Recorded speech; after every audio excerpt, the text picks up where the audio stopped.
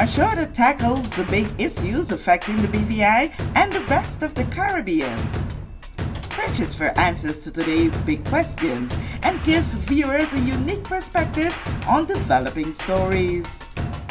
Follow the big story with me, Kathy Richards, only on JTV.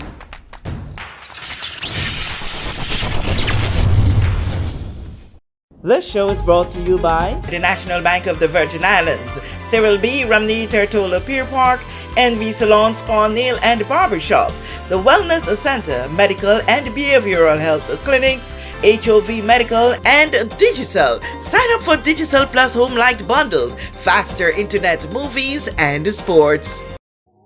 Poetry at its best. Out of Chicago, Illinois, she goes by the name K Love. Every element is elegant, is effortless. Eros, the Prince of Poetry. I want to be entrenched in love, drenched in love, dipped in love. Gracing the stage in the British Virgin Islands on the 10th of February as a Time in Time promotion presents Step to the Mic, an evening of poetry also featuring local artists including Tishani Hall and Lynette Rapsat. Open mic for the first 15 persons to sign up. Captain Mulligan's is the place to be on the 10th of February. Tickets cost $25 at the door. This event is sponsored by Nanny K Hotel, the Government of the Virgin Islands, and the Ministry of Education, Youth Affairs and Sports. This is the big story. I'm Kathy Richards. I want to thank you so much for joining us for today's edition. We are going to be continuing that conversation that is of so great of an importance to us as a territory here in the Virgin Islands, and that is the implementation of reforms as recommended by the Commission of Inquiry. We would have had several conversations with many persons, including our guest today, and we want to take it up to another level as to the most recent development that has been taking place around that. My guest today, Bishop John Ivan Cline, an always committed advocate and voice for issues of all things BVI. It's our first sitting for the year, is it? For the new year. Yes, for 2024. Happy 2024 to everyone. Many happy returns. I know. I really pray that it's a good year for everyone. I pray in spite of all that's happening, that it's a good year. I believe I'm believing for a good year. We will find our way out. Okay. That is hope. That is my godly hope. All right, let's If I had to look at it from a human standpoint, it doesn't look as good. Okay. But I have to have faith. I have to have hope. Yeah. Yeah, that reminds me of my Facebook post this morning. I don't even remember it right away, but it's what came in my spirit at the moment. Okay. But it spoke about fear as opposed to faith. Yes. And that was my post this morning. Go on the page and you can remember, because I can't remember right now. Sometimes you just got to write things down as it drops in your spirit and move with it. Right. But besides all of that, I know that you have your personal business that you are so much into, your missions and missionary work that you do around the world, but you are still zeroed in on what matters to the territory. Most recently, we would have seen two things happen. That was the outgoing governor requesting of the United Kingdom to give the office of governor additional powers, one being to be able to take legislations to the House of Assembly. Now coming to the most recent is those lines that are there in the letter to the territory, to the government of the Virgin Islands by the UK Minister David Rutley.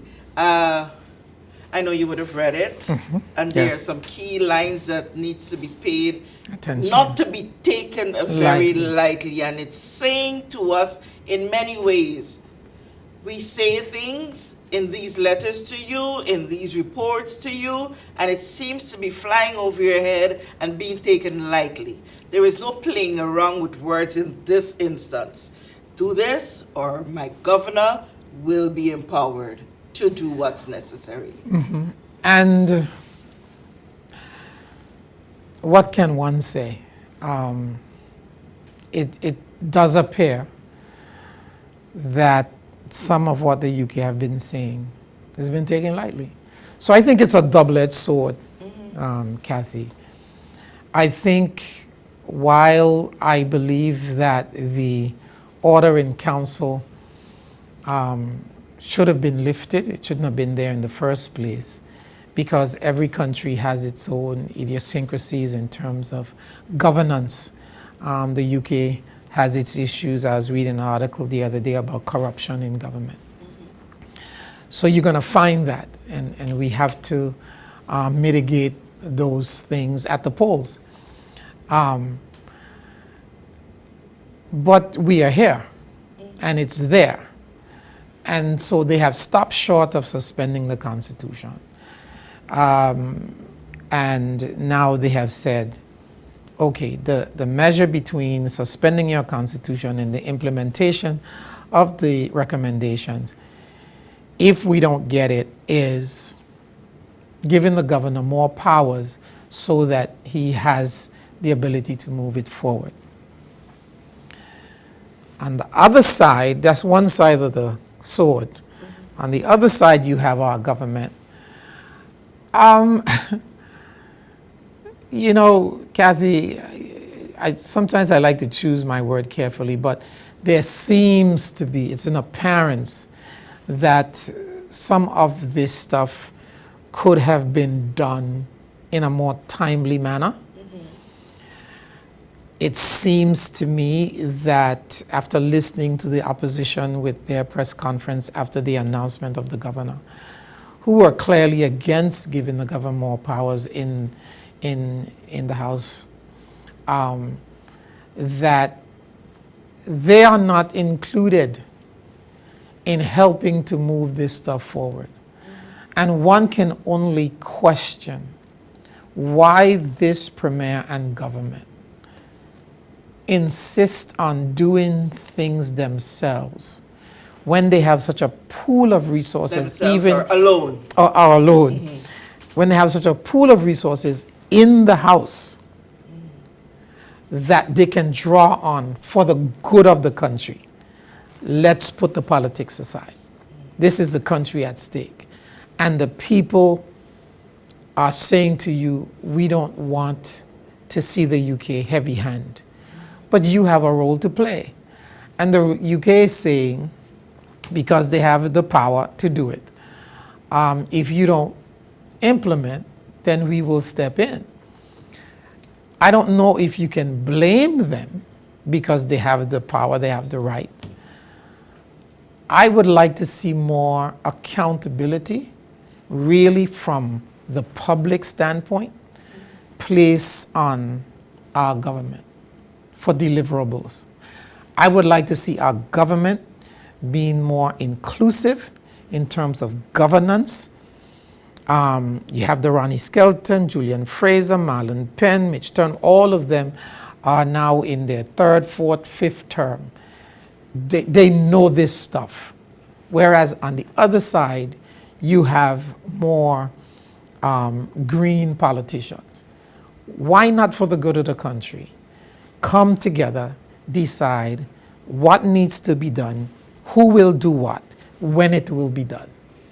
Okay, if I'm to interject at this juncture, I recall just at the recent sitting of the House of Assembly, one of the things that was passed was that of a select committee to sit over the implementation. Yes, that's in place now. Yeah, that's in place. We have 4 from the government side and only 2 from the opposition side. Honorable Skelton and was it Honorable Mehta?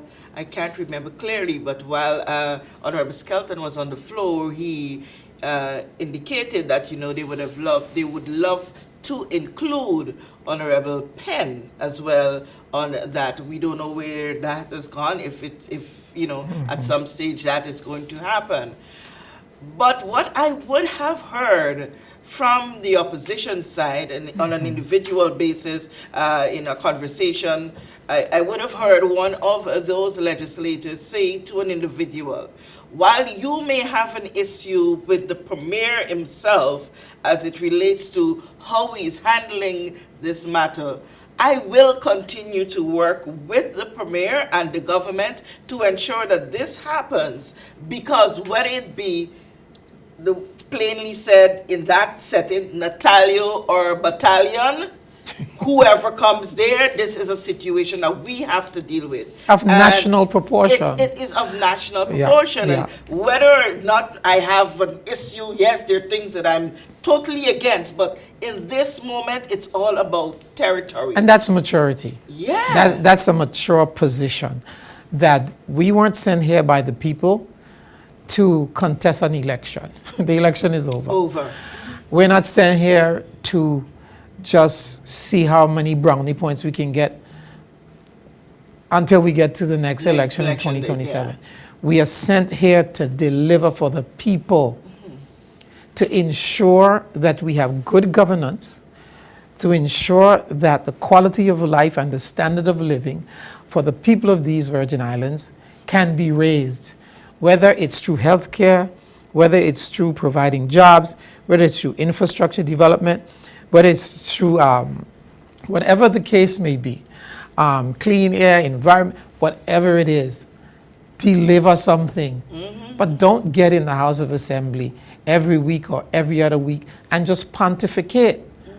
And because you have a gift for gab and you can, form sentences and paragraph and tell stories, that's what you think will impress us. We are not impressed. We are impressed with results.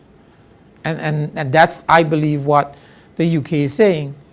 Show us results. Now, go ahead. Now, for instance, in speaking to some of the politicians, there are some of the recommendations that have to have some type of legislative or legal framework, which means the Attorney General has to draft the legislation. We have heard year over year, even during the COI, that the Attorney General is strapped for resources in terms of their ability to deliver. But they're saying that that's been improved. Okay. So, but what I'm saying is, if you have identified that as a bottleneck to the implementation of the recommendation, then there are other lawyers, there are firms. You can hire a private entity and let them draft some legislation, give them what it is you're looking for, help, and then outsource, and then let the Attorney General and her office vet it for bringing it before it comes to the House of Assembly, because that's where it will be legitimized. But there are ways, there are more than one ways, what we say, to skin a cat, right? So to use all of these excuses, how long will we use the excuses and not get the deliverables? So that's why I say it's a double-edged sword. While we do not want the UK, it's our position then, it's our position now, to have any further governing powers over our legislative process and what happens with whether it's immigration, whether it's customs, whether it's crown land, what else they're speaking about, whatever that is. General stuff. Finances. Well, because, as you say that is still an issue. And by the end of 2023 was when there was supposed to be compliance with the beneficial ownership of public register, and which we clearly said when we marched back in 2018, until that becomes a global standard, we don't see why we're not subject to that. And the UK needs to be fair to us as it is to their crown dependencies like Guernsey, Gibraltar, Isles of Man, and so on, that they can't dictate to like they do the overseas territories. But so we still have that as an issue, right? That the UK has wheeling around our heads. But if we deal with the recommendations, which when I speak to members of the opposition and even members of government, they don't necessarily have a problem with the other stuff that's supposed to be implemented, they feel it will make the country better. So then why not do it? And probably if you were to listen to the governor, the outgoing governor, John Rankin, what he would have said during his last press conference gives some credence to what you were saying. It's as if the public servants, they are willing to do what they need to do to get this done, though they are being stifled. Well, I think it was the ministers he blamed for that. They're not getting to do what is needed to be done, and that is one of the main reasons why he is recommending additional powers. Yeah, because, listen, you know, there are those of us who work in the private sector, and we understand when we have to deliver stuff. So let's say within my company, I have a particular project to work on. Everybody else is busy doing their thing. Then I have the ability to pull one or two persons and say, I need this by the end of March. So whatever you are doing, put that aside, spread that load throughout the rest, and you two focus on this, because by the end of March, this is what I want. What is so difficult about that? Well, as I understand it, and I stand corrected, we haven't heard any official thing yet from the government as to the way forward in dealing with this. I think the minister leaves today, so I guess subsequent to today we'll be called for a press conference or we'll hear a statement.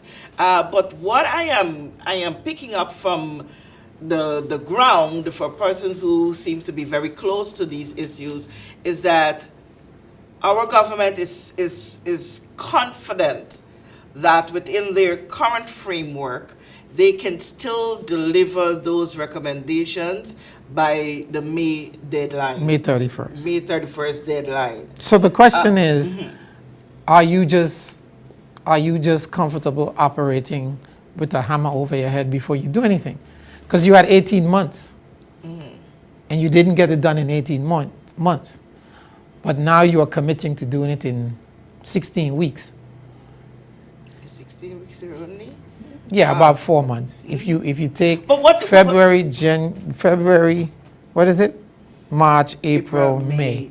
What the justification you would hear for that is that while the governor would have put out this fifth report at this X time, we would have already completed or taken advanced quite a number of these recommendations, but they were not finalized at the time of his recommend. We would have heard also the premier saying that we would have shown that X, Y, and Z were done, and so we have things that were just waiting for some finalities or certain procedures to go through, which was just a tiny fraction of completing quite a number of these recommendations. We are tired of the fluff. We're tired of the fluff. We're tired of the talk. We're tired of, okay, we are making progress. Show us the progress. Send someone out every 30 days to say, people of the Virgin Islands, we know that you have great concerns with the UK and the governor having additional powers. And it's over this particular issue of implementation of the COI recommendations. Here's what we've done. Here's what we are doing. And here's when we expect to deliver the rest. If you do that to intellectual minds, which we have here in the BVI, then we are more prone to stand up with you if you have a delay. Then we are more able to say, give them a chance. Right now, as it stands, you don't have people willing to get out there and put their face on a television with any placard or any march because they are not seeing any accountability, the responsibility being carried by the government, so they are very reluctant. Why should I do this against them when my own people are not showing that they're committed to this process and accountable to us? Okay, from what you are feeling, from what I know that you have inside conversations, I'm not going to ask you if you do, because I'm aware that you're a person who digs and you align yourself with persons so that you can get the information. Yes. What are you feeling from persons not only in the government structure, but also from the opposition as to, let's say, over the past month or two, has there been any improvement in terms of getting this communication and this working together to make sure that we don't sink the Virgin Islands into the hands further of the United Kingdom?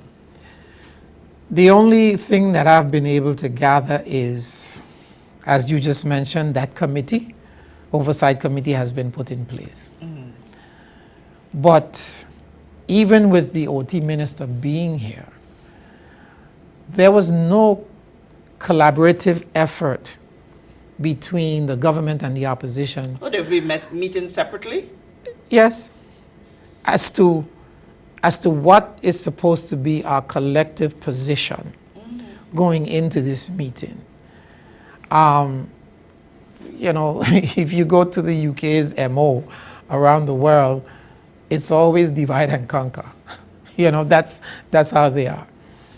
So they met with the opposition, they met with the government, and so on and so forth. And there were additional peoples on the ground meeting with permanent secretaries and so on and so forth.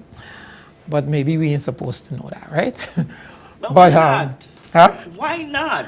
I think the engine of communication needs to be ramped up. But this is my point.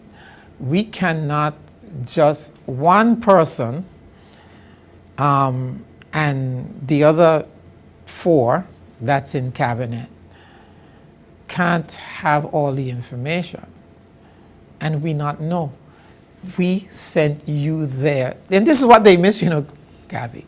We sent you there to represent us. You report to us. They think they report to themselves. But the general public continue to miss it. So we sit back and we say nothing. And we let them run amok. And like you say, how long are we going to sit by and see them run the BVI in the ground?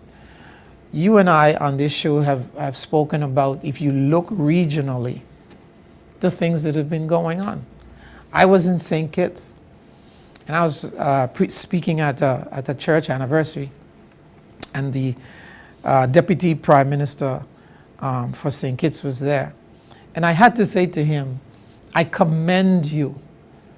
I know it's not a one government thing, but I commend this country for how they have built infrastructure, how they have driven economic development, whether it's in renewable energy, whether it's in tourism, build the road infrastructure, hotels, the Hyatt is there, Hilton is there, Marriott has been there, private villas, and now... That's a whole different story. Yeah, so now, so what you see is the years when Kittitians and even the Visions used to come to the BVI to find work.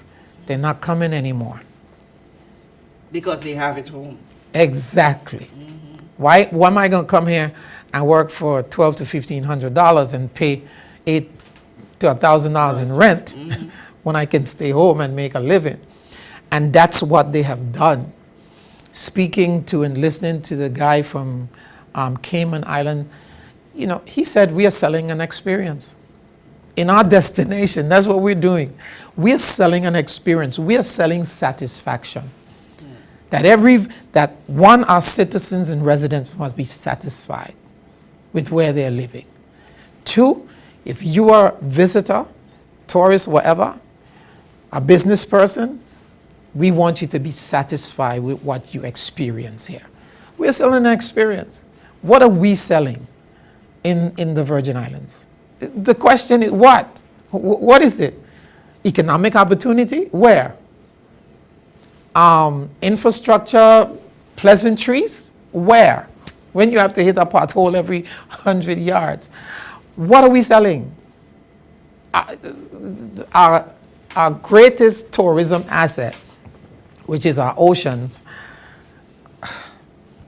I sat at Village Key last night. I can't believe what's floating in the water. What are we selling? The smell there. That has been an age-old What are we selling? And that is my thing.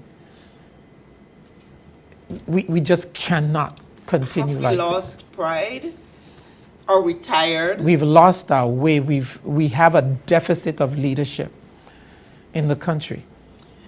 But leadership with vision, leadership who will create a national plan, roll it out, and bring Lottie, Daddy, and everybody to help us develop. I would have said this, and may his soul rest in peace, to the former legislator, Carvin Malone, while he would have sat here on previous shows. He would have alluded to the very situation where, you know, it is the management, it's our government. But I ask the question, who elects the government? There has been, for at least the past two election cycle, that call for a paradigm shift in the way we vote.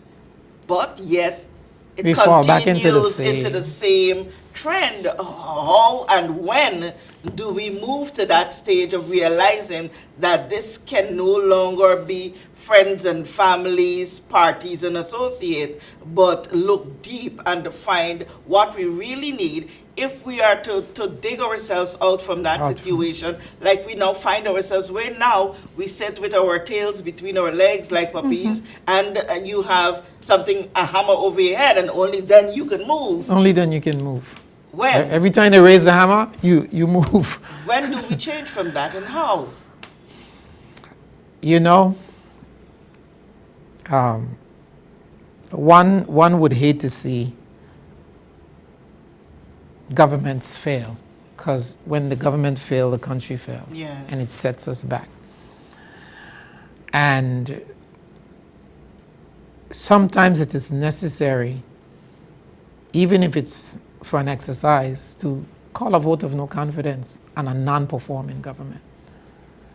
Well, what weight would it carry? I don't know. Just to say you well, call no, you know the members on the government side will not support it, and you know. But I'm not sure about that. You're not sure about that, okay? I'm not sure about that. I believe that they close ranks when necessary, but I believe that there are many persons within the government who find legitimate reason why we shouldn't continue on this path. I believe they can't, and they will tell you this, we are bound by collective responsibility. Oh, we knew that when we were going in there. So we can't say what we are disgruntled with. But can you become disgruntled enough to say, this is not okay anymore, and I do not stand with you anymore? But and I don't know. You know, persons would want to look at, when there were persons who attempted to take those stands. The first one I can recall is the late Honorable Dolores Christopher. God rest her soul, she's no longer with us. Right. The other persons who tried to go on all angles to show you what needs to be done. I'm going to move from you. I'm going to come back and help you, but then I'm not supporting you. God rest his soul. The late Honorable Carvin Malone. Yeah. He's no longer with us. Yeah. There comes in the fear factor. When someone decides to stand and fight, we don't know what it is in God's universe that removes them from the picture. And that too in itself, you can't pull yourself from thinking that, these persons who are sworn to these things may have it in their back of their. So what if me too? Yeah. No, I don't sit there in any position, so I'm not sure what their fears may be. But I believe that the times we are in, calling for leaders with courage, They need to be courageous. They need to be bold. They need to get out there and say to the people why. Now, can you get penalized for it? Probably, because I believe, I think we saw, if we have a living one, would be Shireen, who tried to not necessarily toe the line and was able to speak out against certain things she didn't agree with. And if we use her as an example, well, she paid a price. I don't know if it was for that or just being aligned with another party. Be it that as it may, I believe that if you can't control the person who controls the leadership and you're just willing to go along just for getting along, it tells me you don't have the country at heart. Well, then it means, and if what I am thinking as part of the fear factor, if that is a part of it, how many of us are you going to penalize together? What if we come together? I am sure there are more than 2 or probably 3 or 4 that may have the position that you're talking about. Yeah. What if we together take a stand? One trying to do it may be defeated, but if we take a stand together. Yeah. I think sometimes what you hear is oftentimes the man don't listen. And you always hear those type of things. I think with a government like this, you have a better chance because you only have a difference of 1. Whereas if you have an 8 to 5, if 1 leave, it really wouldn't make a difference. You really have to convince 3 or so. Here you don't. Here you just have to, and we're not saying break up the government. We're saying hold them accountable. Hold them accountable. And I do believe that maybe within cabinet or maybe within caucus, there are much discussion and so on and so forth, I would imagine. But do you get to the point where I cannot do this with you any longer because it is not why I was sent here. I was not sent here to defend a green flag. I was not sent here to represent a red flag. That's not what I was sent, or a blue flag, or whatever, orange flag. I was sent here to represent people and their interests. That business people in this country needs to know that this economy is growing and expanding. That the mother who has that child somewhere in college paying $20,000 to $40,000 a year, or the mother who has that daughter or that son in high school getting ready to graduate, and the economy is shrinking instead of expanding, where will they work? Where? If Clarence Thomas can't hire more people, if Infinite Solutions can't hire more people, what are you going to do? Send them to government? Government is already overloaded. They cannot hire any more people. They can't. Where are you going to send them? So you must grow the economy. And, you know, I was hearing the debate. I don't know if you heard the debate in the last House Assembly where something like $30 million from the Ministry of Finance was not spent. Why? 30 million. Why? Why? You tell me you can't find areas in this BVI to spend $30 million with all of the needs we have? And you can let that... the infrastructure. Listen, it just amazes me, but if you don't understand money, and if you don't understand deliverables, then you sit there and you twiddle your thumb, and you don't know what's going on. So, you know, so we are in this fix. But if we go back to the issue at hand, I hope they can do it. From the bottom of my heart, I know this hope entire territory is feeling the very way that you are feeling. I hope they can deliver by May. Okay, and while the territory, yeah, go tell me first. Well, I was saying, but not do it to the further stagnation of the country. You bring the point just I was going Right. to ask you. You can't just focus on that and let the country continue to slide back. You have to learn. What about the other things? You'll be able to delegate and move on. Exactly. Delegate and move on. But in this season, while we are doing this recording, the clouds are very dark, but no rain is falling, and that is a true expression, a true demonstration of how persons are feeling within themselves. Within themselves. Feeling that darkness, feeling like, some people are going to be on the toilet until May, while others may sit over ice cream and other snacks and fatten themselves, all because of that fear factor. Yes, What can, as we close out, what can the government, what can the opposition, what can the House of Assembly as a collective do and say to the people of this territory, make them a little more comfortable, that they could go jog, they can eat here, go jog. If they run into the toilet, they're going to go to their doctors and check out, because they have some assurance that this is not as it relates to that stress that I'm feeling because of my fear and lack of confidence that we are going to save this territory. Don't come to us out of crisis.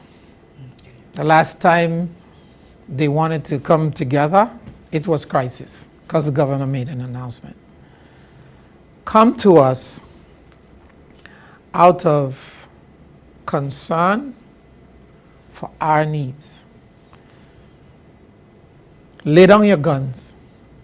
You have another 2 years or so before you can ramp up to go back to the polls. Within the next 2.5 years, close the gap between the government and the opposition.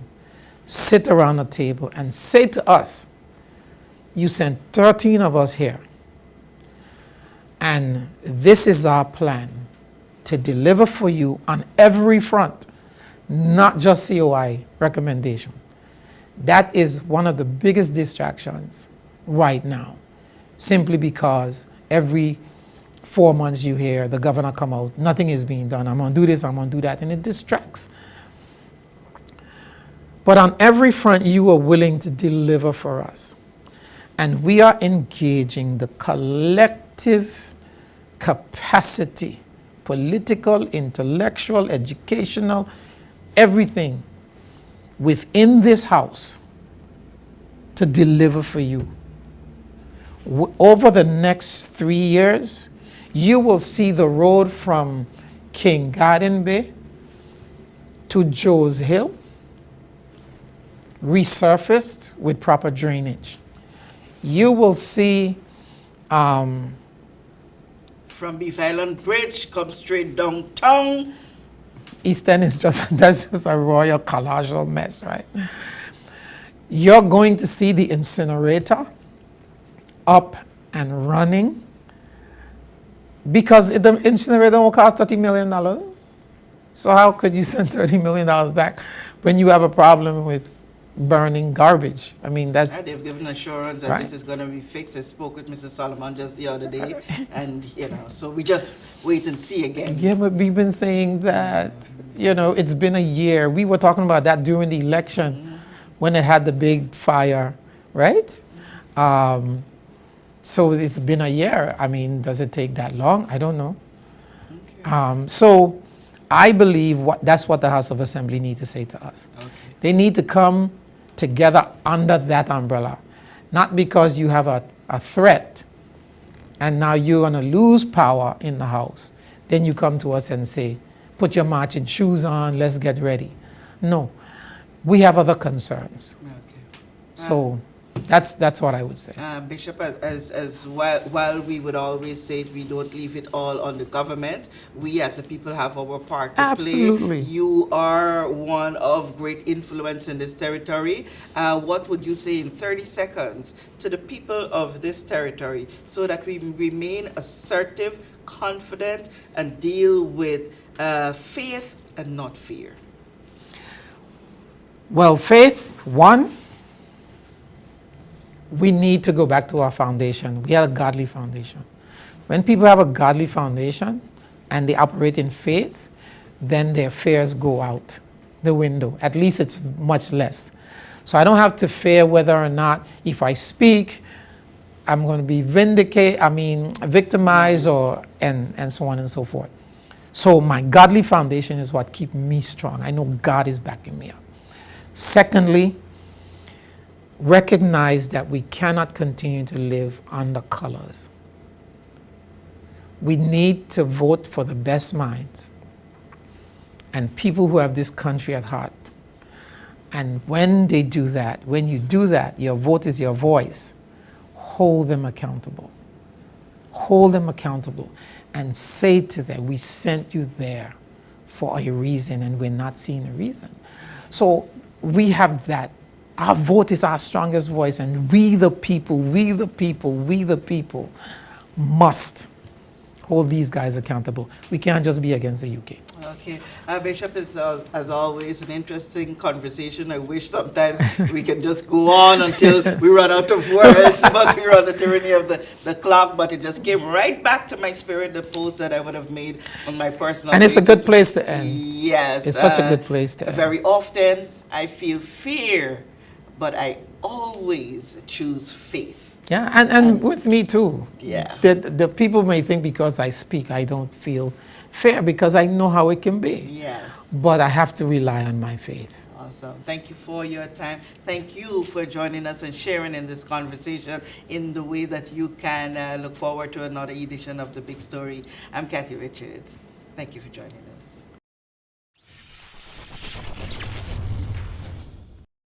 We know that where you choose to bank matters, and it is your vote on what your funds do in strengthening our community.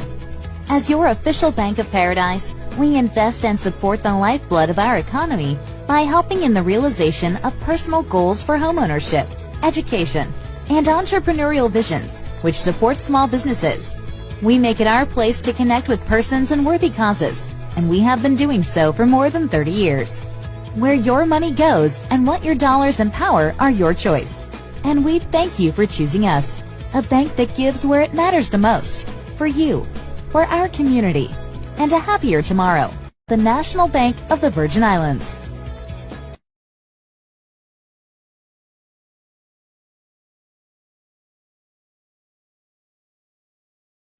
Everyone looks to the future, but no one truly knows what the future holds. The number of people under the age of 20 with type 2 diabetes could increase by 49% by 2050. Let it be known that we all have a 30% chance of developing hypertension. Globally, more than 300 million people of all ages suffer from depression. More than 60,000 young adults aged 20 to 39 are diagnosed with cancer each year. Obesity leads to problems such as stroke, heart disease, and kidney failure. No matter your race, age, or color, we are all at risk. These diseases can be managed or prevented if caught early. But with the right medicine and the right doctors to keep us on a path to live a robust and healthy life, we will live well.